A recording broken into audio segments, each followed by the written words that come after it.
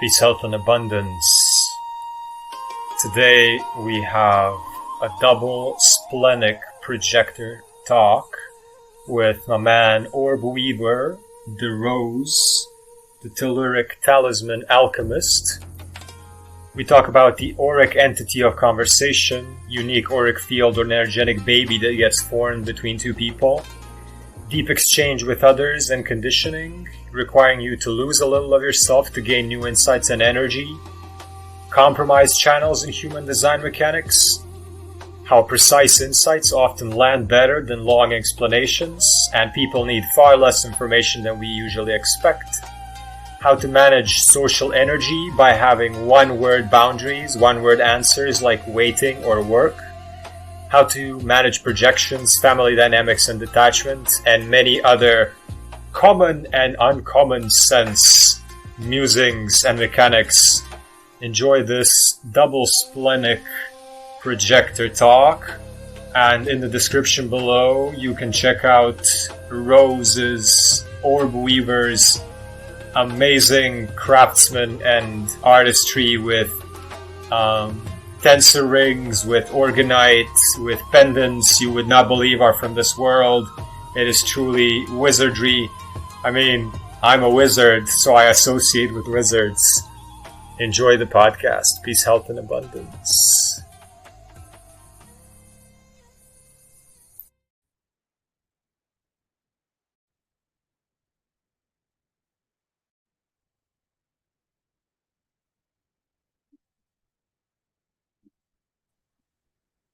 So Yo, do you got audio? I have audio. How's mine? Beautiful. Awesome. Can you hear the background here or just me? Yeah, it's pretty much just you. It's like, That's yeah, it's more than good enough. How is it over here? uh Is it like any wind? no. Okay, cool. Um right before right now, maybe 20 minutes ago, Mm, I was thinking like, okay, we're gonna get on this podcast and I've done quite a few with quite a few people over the years and even recently. mm, And let's if we just speak from a human design perspective, like this is basically we're creating a baby right now. We're we're creating an auric entity that did not exist until, this goes out to anyone that's gonna Right. maybe listen. Um, like whenever two people meet physically, whether on a conversation or even in person, physically it's two people, but energetically it's kind of like a new cloud, a new field that forms, and Uh, it's like it's an auric energetic entity that is unique because my design is unique and yours is unique, and then like the merging of those two puzzles. So it's like I'm starting to perceive conversation completely different now, you know? yeah, I think it's really awesome you brought that up because I was actually just thinking about that too. Um, Even when we were doing like the logos and stuff, it's just like the sigil itself is morphing and it's like the physical representation of I've heard it called the morphogenetic field. Hmm. And yeah, like it's always interesting how like as I reflect on one-on-one connections that I have where yeah, it's like I still know and feel as myself, but I also know very well now, or at least I think I know very well that it's like, oh, like we're like an entirely new entity when you're with another. So yeah, it's um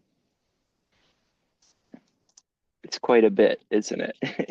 It's quite a bit. It's a similar experience that you just now described with it becomes psychedelic for also for Mm, anyone that has taken and when I say psychedelic, I mean more of the like plant medicine, not just like LSD or something that makes you trip out, but mm, something that actually gets you connected. Is that yes. it's kind of like you have to forfeit a part of yourself in order to gain something from it. In order to, you kind of have to make space in your software by removing a little bit of yourself so that the spirit of the plant can kind of guide you, and then it kind of stays with you. And it's up to you whether you want to have that or not. And I guess that's the same thing with people where like it's like, what do we want to be conditioned by? And it's like Uh, you have to lose a little bit of yourself to gain a little bit of conditioning. And then it's so weird because it feels good. It feels good to be influenced by somebody on a conversation or on a partnership or even like intercourse or just touching somebody or being in the vicinity of somebody. They're gonna define your open centers. They're gonna fill you up, and you're gonna feel like you're being moved. Like I like to say, oh, I did not put a stamp of approval on this. Like, who authorized this behavior? And it feels good in the end. Like you. Otherwise, you're isolated. Otherwise, you're bored. You're all the same all the time. We want to connect with each other, but then the individuality kicks in, and I'm like, uh, you know,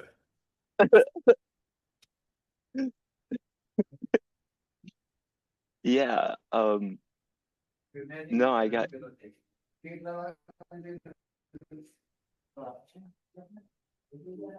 you there? Oh yeah, I heard a little bit of background, just like real faint. I wasn't sure if that was your audio.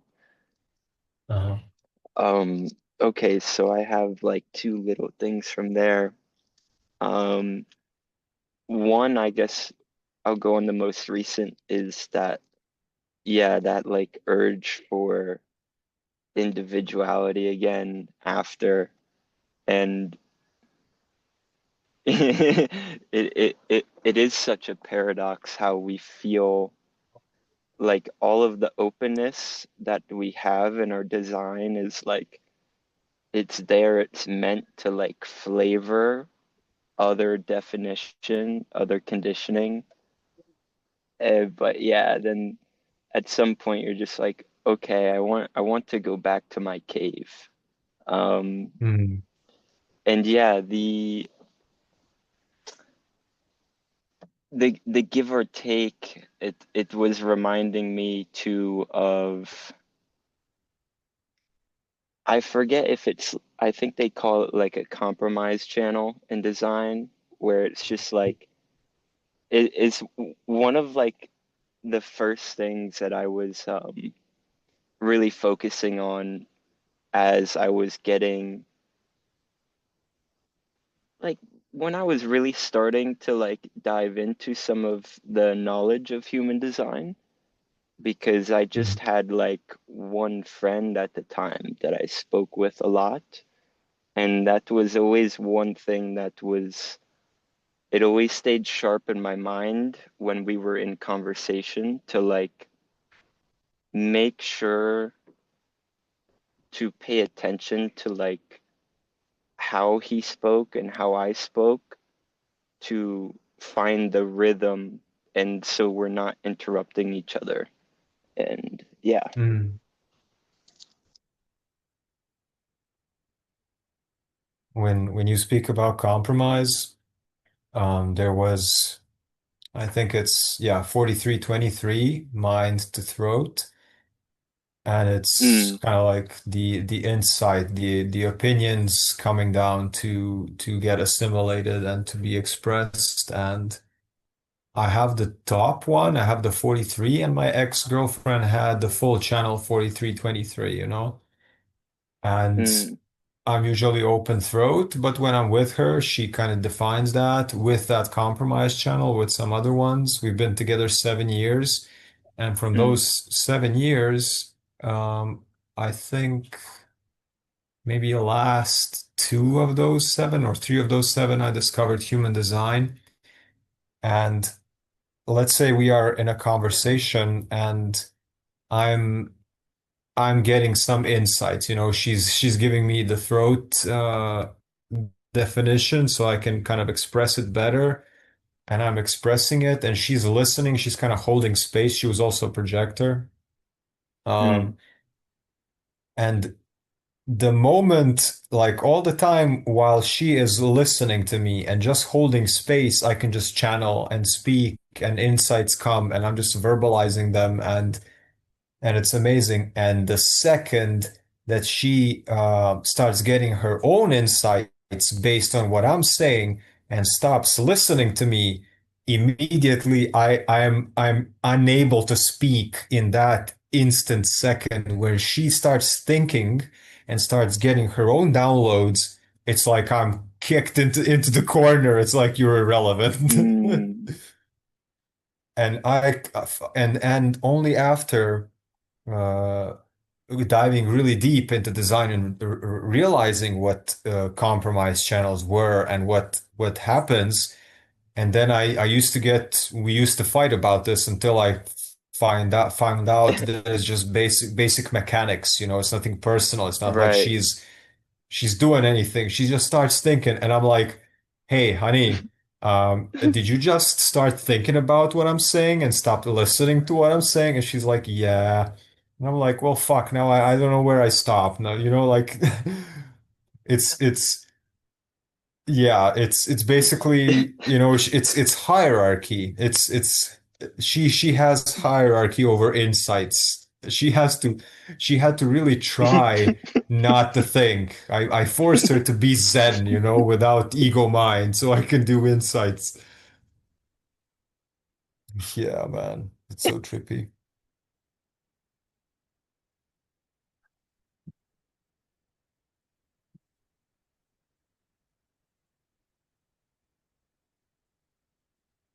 You there? Yeah, Mhm. I, I was gonna say maybe like what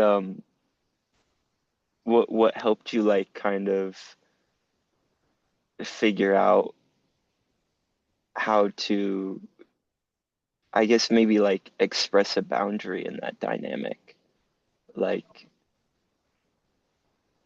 because I think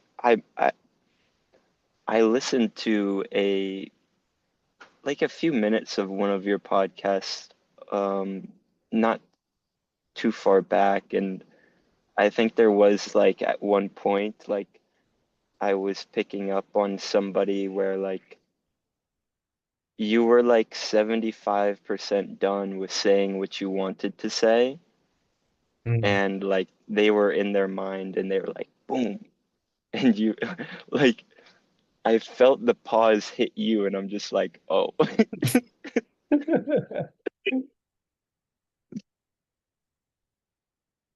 But Uh, yeah, I, oh, that's one of the biggest things because if if we're really gonna go honestly, mm. there's no cap. I have like open throat, open head, open ajna, open heart for proving, open like so much, so little things have a cap on it that once I start talking about human design, I can end up on pigeons and graphic design somehow, or so, you know, there's no cap, there's no end. So when Mm. somebody interrupts me, it's I've learned to be okay with it because I can go indefinitely. I can just I'm not I'm not mostly I'm not talking about, yeah, there could be stories like on my videos and podcast. There could be stories, there could be examples, but I need to cap my videos. I need to cap everything. So if somebody caps it for me, I'm like, all right, like there isn't really a person who would be able to hear everything I gotta say because I don't even know how long that would last. But I did have a lot of like ego issues when it comes to interruption and like one of the biggest things for me in those cases is not maybe on podcasts, but I don't know, maybe you got that as well sometimes in your Mm. in your life. And that's like if somebody asks you a question and then you want to give them a good answer and then they are the ones who are kind of like, oh, okay, you've said enough, but not in that, even that would be a polite way, like saying you've said enough, like this was enough, thank you, or whatever. But when somebody asks Right. you and especially if somebody wants you to teach them something, that's even a bigger trigger for me because I'm like, I want to teach people things. And then if you want to learn something from me, if like, let's say somebody asks you, can you please help me fix my I don't know, TV. And then you're like, okay, let's fix your TV. And it takes you 10 minutes to fix the TV. And after 5 minutes, they're already angry. Like, why is it taking 10 minutes and not five? So then they ask you something. Can you please explain this or that to me? And you need more time to explain a certain thing. And then they're angry at you. They're like, what the hell, man? Like, why are you taking so much time? So these things would trigger me. Like, you're the one asking me, you're the one wanting an explanation. If this is how long it's gonna take, it's not up to me at all. Like, I don't know. Do you have stuff like that? Yeah. There's Yeah. I would say if this is the other side of uh if we're gonna go on like the ajna and throat because I do have those defined. Um yeah, sometimes people will like they'll ask me insights and it could be on anything and it's like when I spend so much time in like isolation or whatever, just like me time. Um, Hmm. there's I manage it pretty well these days, but there definitely is a buildup of like wanting to share that conditioning, right? And yeah, sometimes people they'll just like they'll ask me some stuff and let's say it's like an astrology reading and I'll just go on and I can go on until like they either stop me on a certain thing or like I'll have to try to stop myself and be like, are you like still getting this or Mm-hmm. um yeah, it's kind of similar. But yeah, definitely like there's been many of cases where people will ask me about things and I'll start going and then like halfway through me explaining, I'm like, I don't really feel like they're listening still. Like, yeah, and I mean, I've seen where partially that's on my end where it's like, okay, maybe I can explain and share this differently so that it's easier to digest. But at the same time, it's like, yeah, they came here to me for that, so it's like Yeah, I'm be gonna ready put the for what flavor in it. yeah.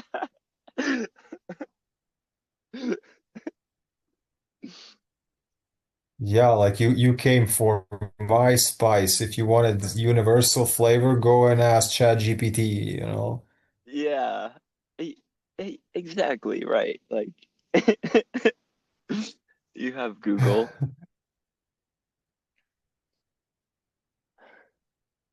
Mm. Yeah, you mentioned the build up, and it's kind of like I get this. I have this pendulum between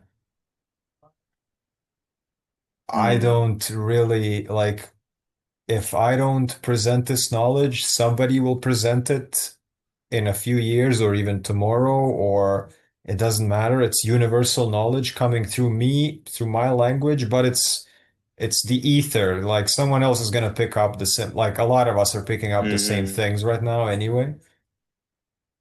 And then I go into this irrelevance mode of like, I don't need to share this. Someone else is got like the when the student is ready, the teacher appears. So I don't have to be the one to teach it to this person right now. It's okay. And then the other side of me is like, this needs to come out. It feels the things that Right. it feels too, I don't know. On the other hand, it feels too valuable for me to just keep it to myself because I know it has great potential for change. And then, like you say, like I'm just in my cave and it's building up and it's building up and it's building up. And then someone asks a question, or not even asking a question, just like I just in a conversation or something. And I would, the, the amount that I have to say versus what people actually need is so great difference, like Mm, even the people who have, let's say like you and me, like who have the bandwidth and the brain waves to kind of process long form content and conversation, even in those cases, people need so little input, says like I can I'm thinking I'm gonna start speaking to people in keynotes, like just one word sentences. This is oh my gosh. Right. go ahead, right? Oh, no, I was just in agreement. I didn't, if you have more to Hmm. say, you can, but Yeah, also it's a great I think it's a great way to put up boundaries as well. Recently oh, I've been yes. experimenting with especially here in India, I'm like a rare breed. Like when do you see a white person come here to live? It's really people are staring wherever I go, and there's a lot of them, man. There's like 2 billion of them, and everybody's staring. It's not giving a fuck on another level that I had to learn. Um, and when they ask me things, if you ignore them, it just gets worse. So you have to give them at least some sort of communication, but you gotta maintain boundaries. Otherwise, you're drained in 5 minutes because everyone wants to know something. They want selfies. They're like whatever. So, and I know it's just basic curiosity. Most of them are just kids and they're looking at me like I'm like, why are you here? Well, what is this?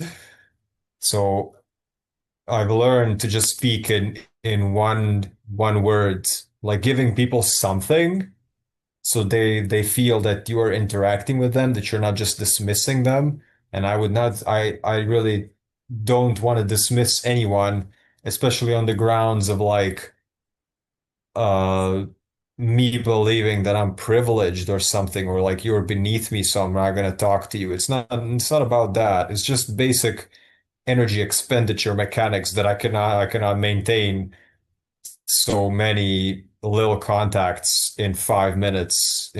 But I realize that if you give people at least one word, so they're gonna ask you like, what why are you sitting over there? And then you just say waiting. And then, what do you mean waiting? What? Hello? What? And they're gonna try and ask you 7 questions behind that.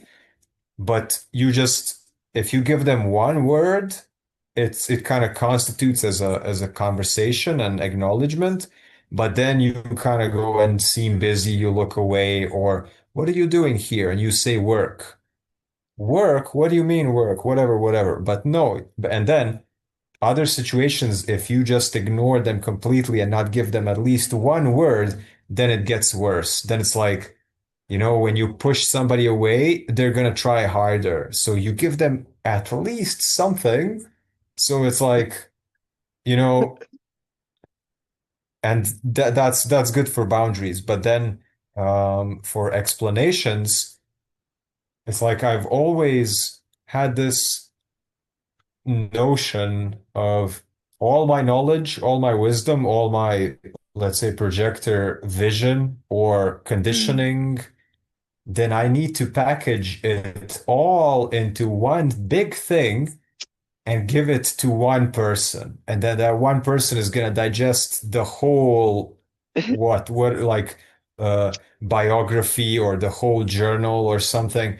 And the more, like, the more mature I get, the more I travel and meet people and all this, Mm. I realize that it's more of like, um, not shooting one person with a sniper rifle, but more like going around with a hose or a shotgun and just kind of pelleting everybody with a little, Like a little slingshot. yeah, yeah, like a little I pew, like pew pew, just I love that so much. Yeah, I mean, there was the irony of what we were just speaking on, because yeah, there's so much anybody can dissect in the last minute or two you went on. It was, yeah, there's a lot there. Um, what stood out to me, yeah, was like the the prodding of the people around and how to interact and like the pendulums.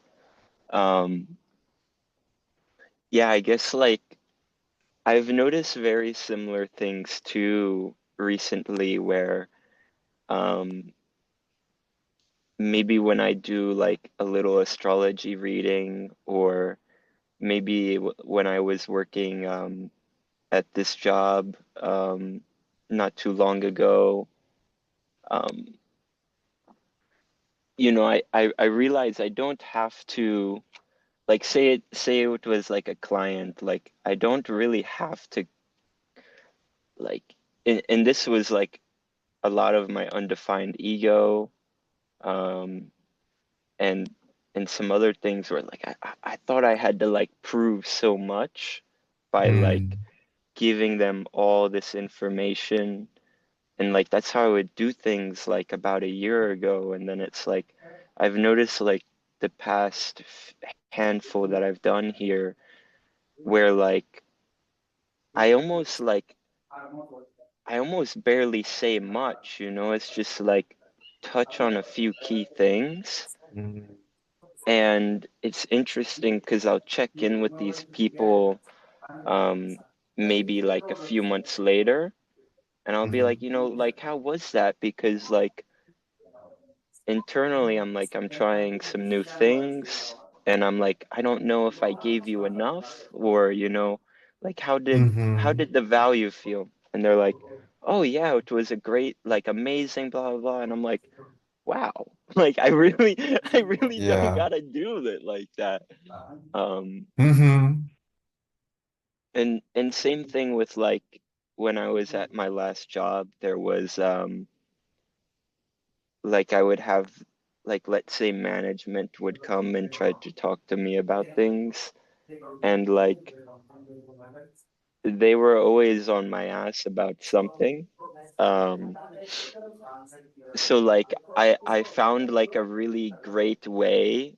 Like I could tell where like they didn't really like me for certain reasons, but like but like I still had to like keep things copacetic. So Mm, like it really was like those like those quick little 3, 5 word sentences was like just enough.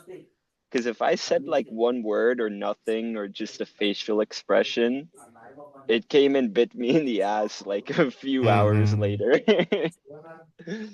So yeah, I think that's it's a really great point that you shared there with sometimes less is more with us.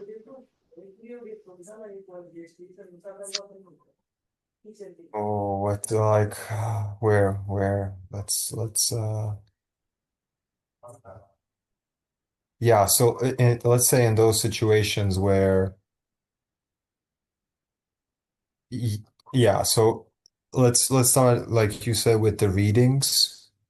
Mm, I had that also like, and this backfired so many times where you just give people so much information and then people would come to me and say later on that it was just overwhelming or they did mm, not get. So it's like it's also with leadership. It's with like the best leader is the best listener because you want to know who you're leading, and not everybody needs the same guidance. So this is why mm, we are absorbing. This is why we are receptive. This is why we are about the other. Because you gotta, we're not here to, that would be more of like a manifester thing. mm, I'm here to say what I have to say. Everybody listen to me and get impacted and then move. We are secondary. We are the, with the back end, but somebody's got to present the front end. So we're like vending machines. Without you putting anything in, we don't know what to give you out, without putting, and it doesn't, I'm not saying about cash. It's just like the other person's energy, so we know what to give them. And it's like you said, it's like key points, but it's the proving that even generators are conditioned to be manifest. Everybody's conditioned to be yeah. manifestors. Because the charisma is what goes through through the world, and because manifestors were on top all this time. And then let's say in business situations or new friendships or whatever, if I were to speak more, it would always get me in trouble. It would, like, people would not think that I was guilty for something about something. Like I would overshare, overspeak, and take on so much responsibility for things which were not even remotely my thing. And the thing is that the majority of the population is gonna believe you. This is the thing, is that everybody's guessing about other people, and what you what you present. If you say I'm like, I don't know, I'm 30. If I say to people like I'm actually 40, they're gonna be, wow, you look so young. But I'm actually 30. But I tell them I'm 40, so they think I'm this superhuman who's 10 years younger. But like, so, I don't know where I saw that, which video, but it made so much sense. Like, really present yourself. How do you want people to see you? Because the big majority is going to believe you. Like, who's going to go and question what you're saying? First of all, people are so afraid of conflict, confrontation, truth, and made so many like personal versus personal profiles, how many people are actually interested in other people's lives for whatever reason, and then everyone is uh I mean, it's how it's supposed to be. You should put yourself first, because if you don't take care of yourself, who's going to take care of you? So we're all kind of looking out for number one, which is not selfish in an evil way. It's self-sustainable way. It's, self-care way. So who's gonna actually go and like investigate, like detective investigation, whether you are whatever you say you are? Like, I can come and say I've been certified by Ra himself. How can you? How in the hell are you ever gonna check that? Are you gonna call Jovian Archive? Are you gonna look for? Like, I don't have an office to hang the diploma on or whatever. so many times in my work or whatever, because of some trauma from the past and stuff like that, I would take on guilt and shame and blame and responsibility just because nobody else would and stuff like that. But if you just stay silent, especially in situations where people are looking for who's to blame. You know, let's say you're out somewhere and there's you and a bunch of other people, and somebody starts feeling emotional waves or something, somebody gets triggered by cravings, parasites, doesn't matter, just waves of energy. And people start looking around, like looking for the culprit, who is to blame. This is first the first reaction always in humans. And if you are the one who kind of uh, bends the head down and kind of rolls the shoulders forward and be like, oh, let's harmonize now. Let's get back into pleasant ways or whatever. And it might be me. How can I remedy this? People are going to give it all to you because you've just lowered yourself low enough to take it all for the sake of everyone.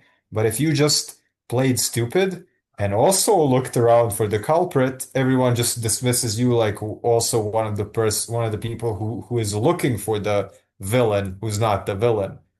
So in many cases, just people are going to offer you frames. They're going to offer you doors to go through, and you don't have to go through them. When I realize that everyone, whatever they say to you, even if they say, like, Dennis, you are an idiot, a fraud, whatever it is, you're ugly, you are worthless, you are whatever it is, even if it's slightly true, like some of it is true, whatever it is for you or for me, you still don't gotta take it. It's an invitation. When I realize that all these things are invitations and you can just play around them and stay silent, because my dad used to do this to me. Like he would, and I realized only after what 30 years of people doing this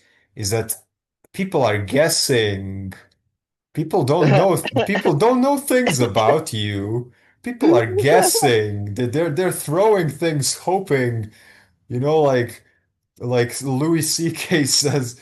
He says, like, you go on a date with a girl for the first time and you're just trying out 10 different personas with one person. First, you're like very funny, and then you're very serious, and then you're mysterious, and then you're nihilistic, but then you're full of life. And he says it's like a dick thrusting in space trying to find a habitable planet. This is this is what people are doing when they're telling you anything about you. How can anyone know for sure? They can only be guessing. So this is, yeah. Yeah, it's amazing that whole perspective there. Um, and yeah, I guess I can share a little personal information too with like,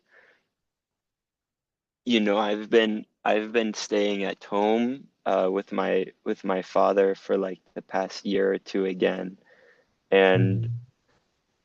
a lot of it I wasn't really sure why I came back um in the first place, and it's become like a lot more clear as to why recent, where it's like like confronting a lot of those shadows and stuff.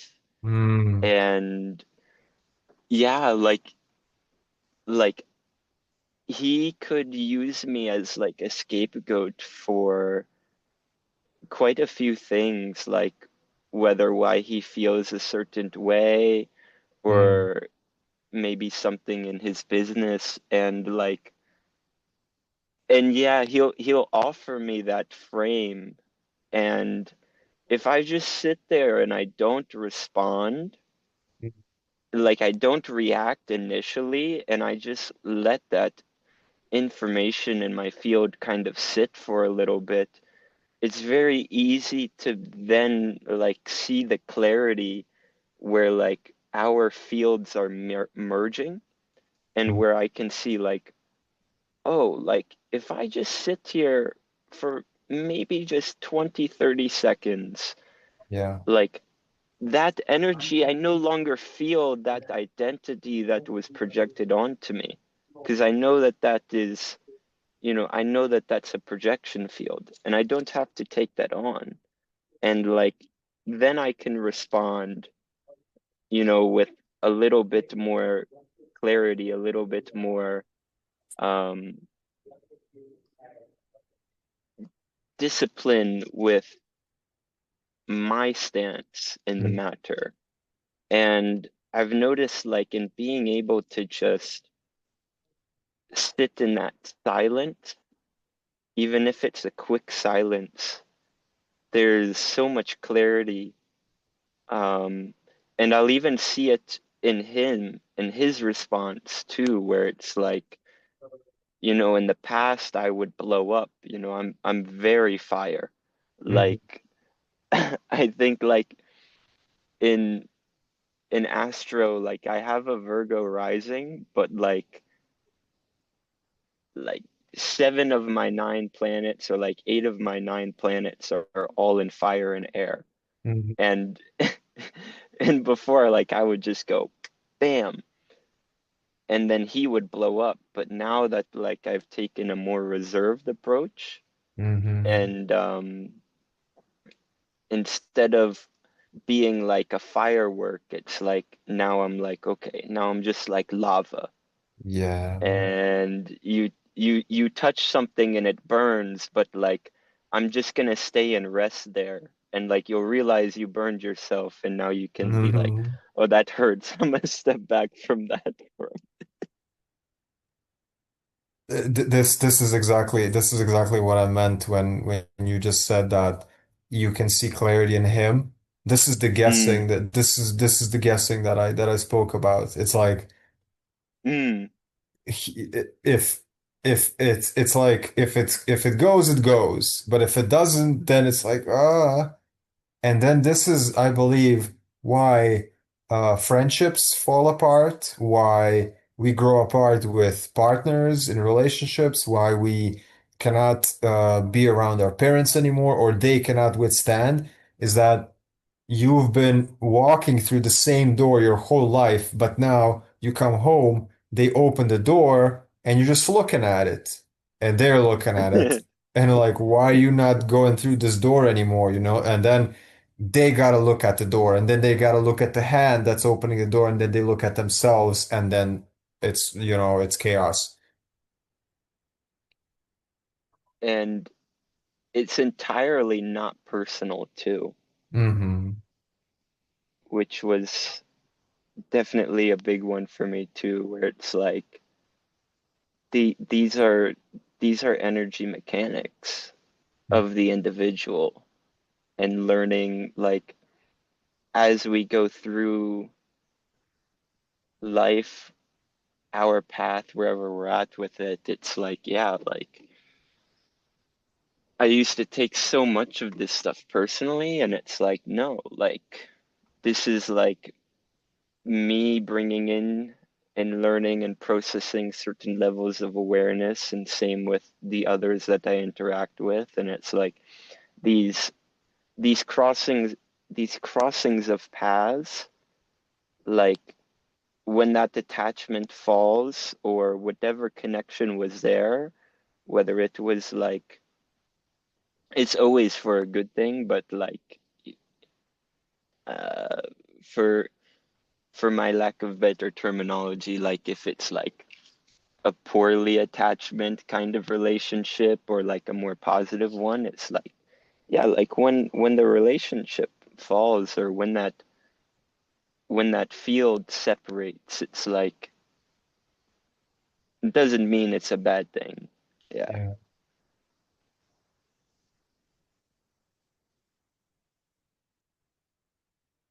Yeah, and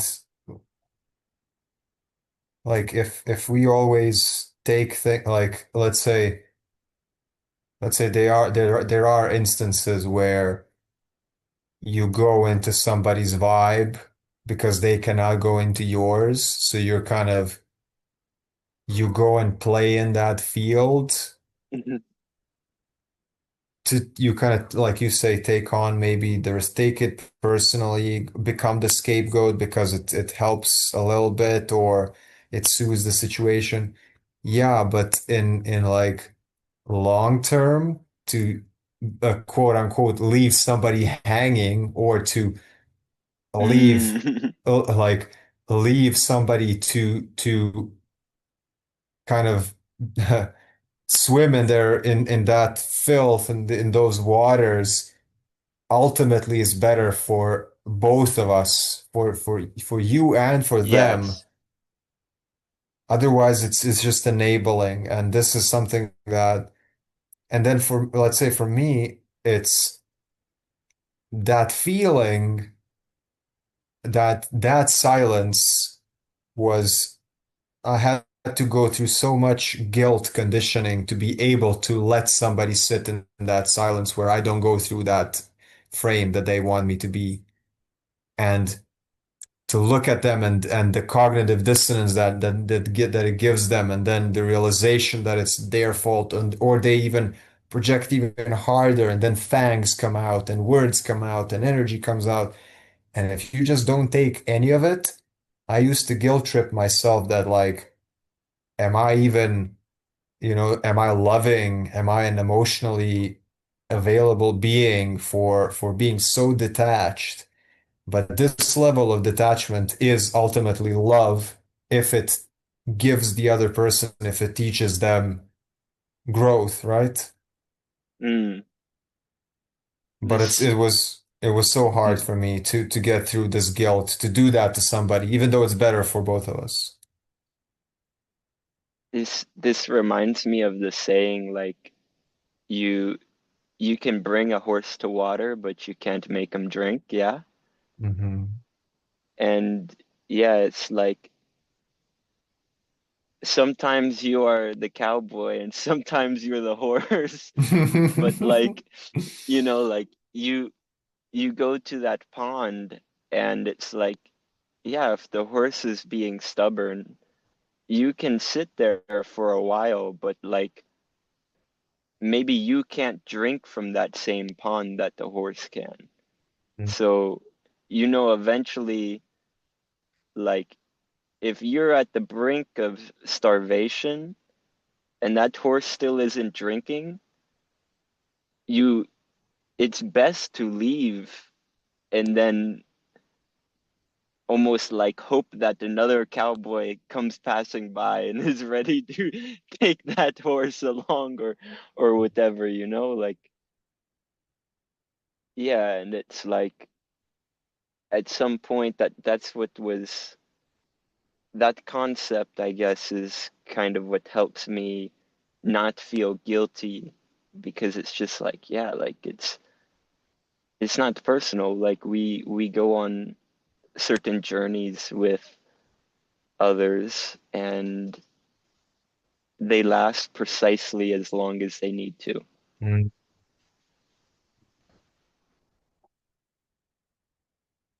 And there has been, let's say, I think, what was that, 2 years ago? Yeah, not 2025, 2024, middle of 2024. Um, so as I'm, what profile are you? 4-6. 4-6. Okay, so almost transpersonal. So you're on the edge. Hmm. Um, but in my transpersonal experience, I've realized that I get invitations to hop on other people's trains, and then I kind of Mm. ride with them for a while, and then it's done. And for so long, with a lot of different people, different individuals, I would get such clear hits that the train ride with them is over and I need to hop off. And the more that I stayed, the more the energetic baby morphed into a Frankenstein, whatever it was, and like archetypes of their parents' trauma, generational, like things started coming out that I was not equipped to deal with. It was just kind of like, oh, you're like your part of this story is done. but you're still staying here. Well, now we're gonna show you why it is done. It's not, this is outside of your um, bandwidth to do. And with one person especially, it was very symbolic because I was going back from, I was doing, I was being trained as a coach for Human Garage, and I was in Austin, Texas for their first world event. And from Austin, I met a lot of people, and stayed with them in a big mansion. They invited me. I stayed with them. I gave them human design readings. They bought me watermelon for a month and gave me a beautiful room and whatnot. And I was with them. So and then all those events around the astrology and Serious Joy and Human Garage and all that ended. And then one of the girls, ladies, they offered me to drive me to North Carolina to my friends, and she also lived there. And I felt, okay, this is an invitation. We bonded over martial arts. She taught me bow staff, spinning, and stuff like that. And then we got to North Carolina, and there was a distinct moment where I felt like I was supposed to go off on my own way, but then we kind of, oh, let's go to New York together for another event of Human Garage. And the more we pursued that, the more it felt like quicksand, mud, trying and trying and trying, and so many obstacles on the path. And she got frustrated and started blaming me. And like it was so hard that I realized that the whole trip was above and beyond the path that was supposed to end Mm. 2 weeks ago. Like it really started forming into something not pleasant. And then I was like, and then with some other people after that, where also the same thing that we talked about for like astrology readings, where you speak more than is necessary. You give people, I would give people guidance about things they were not ready to look at. Somebody I would either be with somebody in their own, like they would host me, they would invite me in their space, and I would come there and be with them, and I wouldn't be rude or anything, but I would start speaking about things that they were not ready to speak about. And just because I thought, like, I'm going to give it my best, I'm going to give everything here. And the everything that I could give was not something that I could take.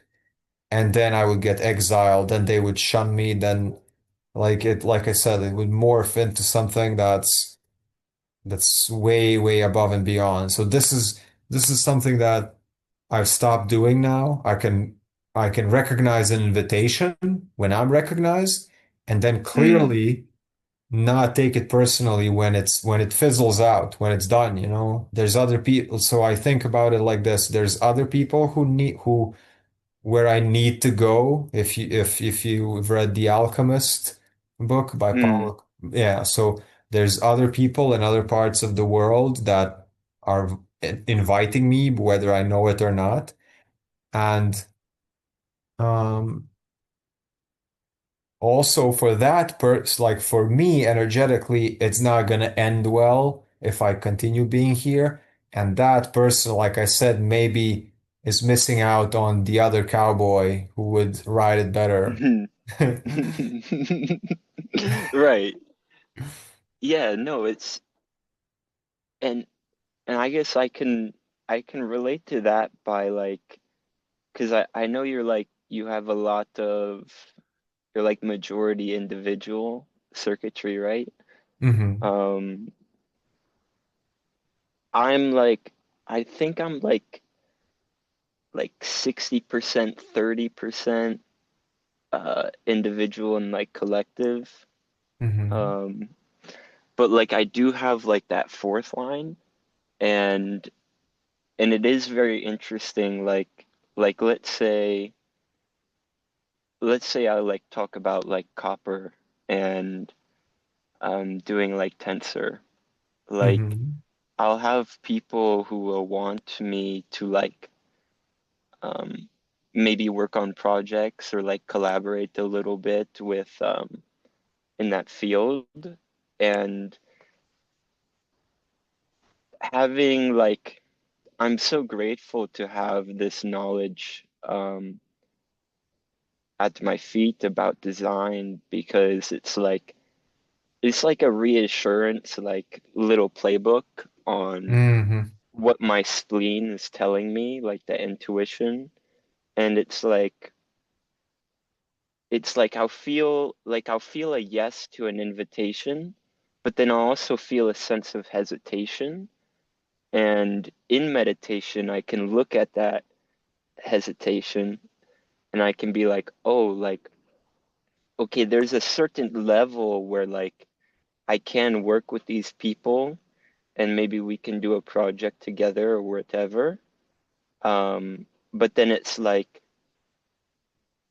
there is still going to be a certain level of boundaries because like I know I don't have that tribal circuitry where it's like okay, I can go maybe like hang out with the group a little bit and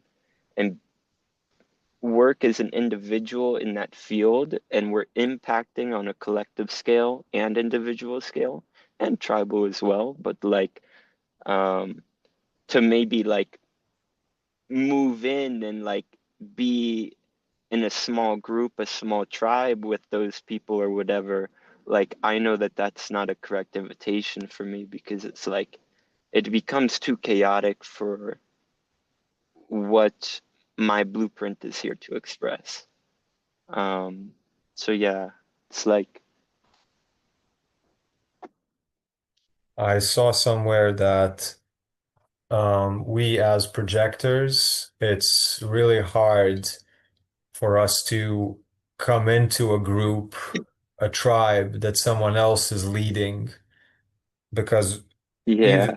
even even if we come into a place that's like it's okay, I don't need to lead this. I don't like it's not my intention to become the leader. It's not my I don't want to take the throne away from King Arthur. I want to be Merlin. I want to be in the back cave doing potions and giving advice to King Arthur. I'm not the front man of this thing, you Mm, know, in front of all the people and the whole court and everything. The you know, um, but it just happens naturally that you just look around and things start shifting because your gaze is already enough. You know, it's I really need mm, to I really need to gauge this in regular normal circumstances with people who don't have this awareness, and the big majority of people will never have awareness about human design, um, and energy in that sense, and how much we are actually powerful as all beings, not just projectors. But that it's like I need to not look at people sometimes, not because yeah. I'm afraid of them, but because the aura goes out instantly and changes everybody. You know, like you know the phenomenon that a wave becomes a particle when observed, and that the observer changes the thing that it's observing. This Yeah. is this is something that happens on to everybody, but for us, it's on a completely another level where I'm like, this is like it's it's like sexual intercourse energetically. It can be through a distance of a football field, and you have to be. And then, like you say, you come into a tribe, it's just mechanically not viable. It's too much plug in, plug out, pull in, pull out, pull in, pull out. This you, and then people get jealous, like Ross said. Like if you are in a room with two other people, you are making one enemy instantly, because we are spotlights. We are like the person you are engaging with feels like the most important person in the universe. And the moment you pull out, they're like, give it back. Come on, look at me again. Mm. Then it creates, you know, like it creates favorites among the group, and then people start fighting against each other for your attention or stuff like that. So I understand. Yes. Yeah, absolutely. Some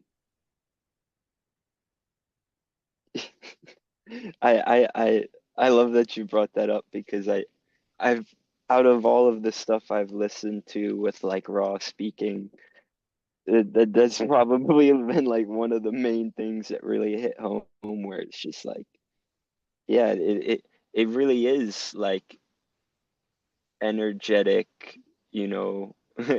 He uses rape. It's a pretty harsh word, but Hmm. in the comical sense, it is it holds so much weight. Like, yeah, I've noticed it time and time again. Even even if it's in a setting like even in like in a job per se, like um, you know, jobs I've had in the past where it's like eh, like even like management, like if I was working in the back of a shop or something, like when I'm welding or whatever, and it's um yeah, like the people they would be like I would go and I would work with the guys who are making blueprints and stuff like that, and then like when I go back into the shop and I'm with those guys in the back, it's like you can feel a sense of like these people wanting that attention again. Um, and yeah, they get jealous and they'll like almost like try to make ways, try to manipulate the environment in a way so that you can be back in their area again. And it's like, no, like like now you're addicted. This is not good. Like, Yeah. um, and then like that's when I was realizing like, okay, like this type of environment isn't even what I'm supposed to be in the first Yeah, place. like people will give you like absurd reasons for for starting conversations, and you're like you're asking me all these questions. Are you even sure that are you even interested in the stuff you're talking about? Or people will throw jokes that they don't even find funny and stuff like that. This is something that always baffles me. Oh my Like, gosh, yeah. Go on, I'm sorry. no, I mean this is something like that is really it should be in the era like in the area of common sense that like do you really feel do you really think that other people cannot see that you are not enjoying it, or do you not even like Mm, I don't even know how to for me it's like I don't know if people get offended by this, let them. I have to say it, but for me, a lot of people, like a lot of people think that what they say is all that other people see about them. It's like, mm, when you see, let's say you want to play hide and seek with a kid, and yeah. the kid hides in a way that he stands in the middle of the room and covers his own eyes. And he kind of and kind of believes that now he is hidden and nobody can see him. I think that the most of humanity is like this with what they're saying and how they're acting and behaving and everything. I believe that it's kind of sad that so much of actual language, body language, energetic language, and language itself is so unconscious in people that they think that if they're looking you in the eyes and they're talking to you and they say like it's like a woman looking you in the eyes and saying I'm a man, and she's expecting you to trust only the words I'm a man, even though you can clearly see that she has long hair, she has breasts, she doesn't have a penis, she is it's like so this is a metaphor for what I'm trying to say is that like people throw jokes that they don't even find funny, speak about things they don't even find interesting, or they try to convince you of things that I'm like, do you even believe about that about yourself? Or do you think that the words are the only thing that you're communicating to me right now? This is something that really it baffles me that and then if you read all the other stuff except for the words, people are amazed, like, are you a wizard? Are you a Yeah. clairvoyant? Like, how do you know these things about me? Like, oh my God. And right, and it like it, they'll like project this superiority kind of complex, and it's like, no, like this is like, I feel like this is simple, like Hmm. you, maybe it's not so simple, I don't know, but like I guess for me, maybe this is part of the projector thing of like being able to tell when somebody is like heavily putting on a performance. And yeah, it's like I don't know. I used to have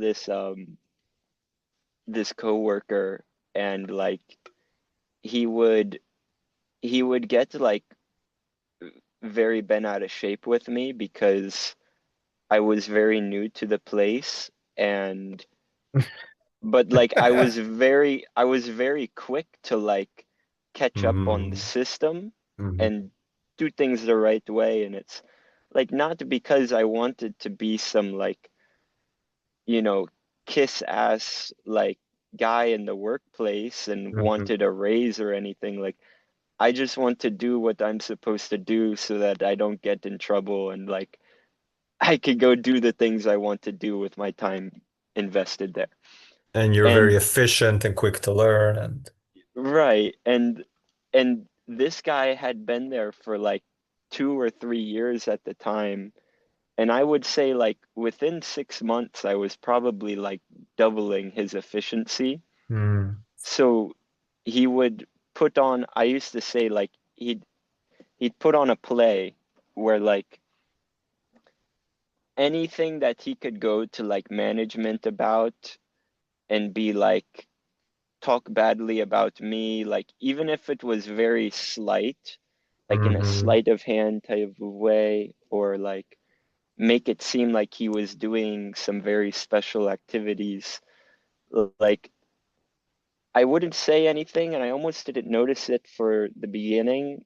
And then it got to the point where like while he was in the room with the manager, I would say something like, that like that's quite the performance you've got going on there. Like Mm. he'd start like sweeping the floor or something, and I'd just be like, okay, like, and it was amazing because he would give me this look as if like how does he know what I'm doing right now?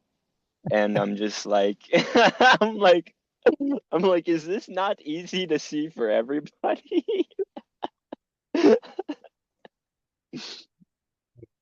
I guess this is the thing of when this is why we don't have to say much on readings. This is why it's really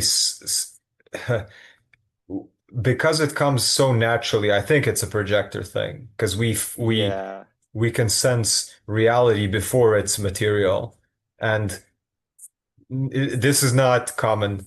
It's not common. It's not even common among projectors if they don't know if they don't know what it is that they're sensing. right. Just like you can get splenic hits all your life and never listen to it, and you're gonna die at 50. But if you know if you know what the hits are, then you know how to adjust. So I guess it's like we've been taking this sense for granted our whole life, and now it's just kind of like, wow, not everybody has this. Right, yeah, and it's quite the trip.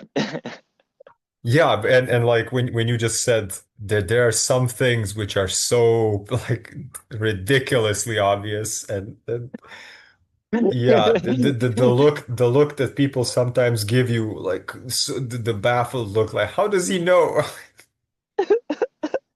And okay, some things are projector only, and then some Hmm. things are just playing out Like anyone can Yeah, see this. yeah, for sure. Because yeah, I've definitely my is it it's the 34. I forget what gates it is. I know it's a channel of the wavelength, but yeah, like I Mhm. know I definitely have thrown that channel out there and in some scenarios, and people are just like, what? Where did that come from? Mm, mm. And I'm like, looking back at it now, I'm like, oh, okay, I can see how that one flew by everybody's head. So if if we're looking at it from like the genetic standpoint, yeah. Mm. No. Yeah, I feel like this is a good note to end on. Just Mm. we can I would love to do another one in a week, 2 weeks, 3 weeks, month, and see where we are with our cave inventions. Oh. I have a good rhyme. If I Mm. could just remember. Um, mm,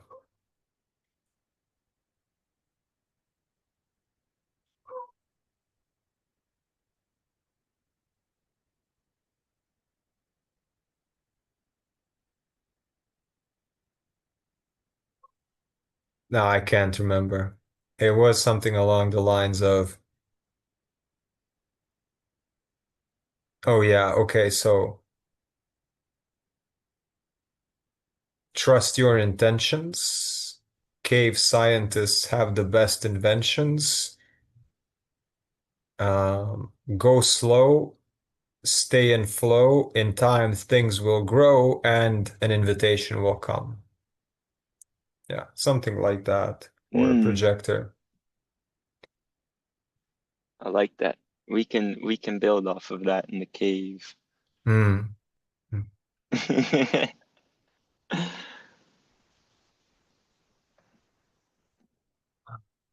Okay, thanks, man. This was fun. This was. Yeah, thank you. And I would it'd be a pleasure to do this again when it flows. When it flows. All right, brother. I will talk to you soon again. Likewise. Peace. Peace.